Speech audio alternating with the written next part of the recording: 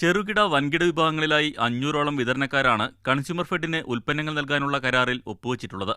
എന്നാൽ വൻകിട കച്ചവടക്കാർക്ക് മുൻകൂറായി തുക നൽകുന്ന കൺസ്യൂമർ ഫെഡ് നൂറുകണക്കിന് വരുന്ന ചെറുകിട വിതരണക്കാർക്ക് മാസങ്ങളായി കുടിശ്ശിക നൽകുന്നില്ലെന്നാണ് പരാതി. കോടിക്കണക്കിന് രൂപയാണ് കുടിശ്ശികയായി വിതരണം ചെയ്യാനുള്ളത്. ലക്ഷങ്ങൾ കുടിശ്ശികയുള്ളതിനാൽ പല ചെറുകിട വിതരണക്കാരും കൺസ്യൂമർ ഫെഡിന് ഉൽപ്പന്നങ്ങൾ നൽകാത്ത സാഹചര്യവുമുണ്ട്. ഇതുമൂലം ഗുണനിലവാരം കുറഞ്ഞ ഉൽപ്പന്നങ്ങൾ ലോക്കൽ വിതരണക്കാരിൽ നിന്ന് വാങ്ങേണ്ട സാഹചര്യമാണ് കൺസ്യൂമർ ഫെഡിനുള്ളതെന്നും വിതരണക്കാർ പറയുന്നു. ഇത് വിലവർദ്ധനവിനും കാരണമാകുന്നുണ്ട്. രാഷ്ട്രീയ ഇടപെടലുകൾ മൂലം തൽപരകക്ഷികളുടെ ഉൽപ്പന്നങ്ങൾ വാങ്ങി ബില്ലുകൾ പെട്ടെന്ന് പാസാക്കി നൽകുന്നുവെന്നും ആക്ഷേപമുണ്ട്.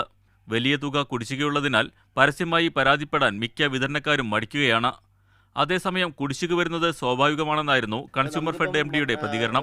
ഒരു വിതരണക്കാരന് കൊടുക്കാനുള്ളതിൻ്റെ ഒരു 20%, 25% കൊടുത്താൽ ആ ഒരു ബിസിനസ് റൊട്ടേഷൻ അടിസ്ഥാനത്തിൽ ഇത് നടന്നു വയ്ക്കുള്ളൂ.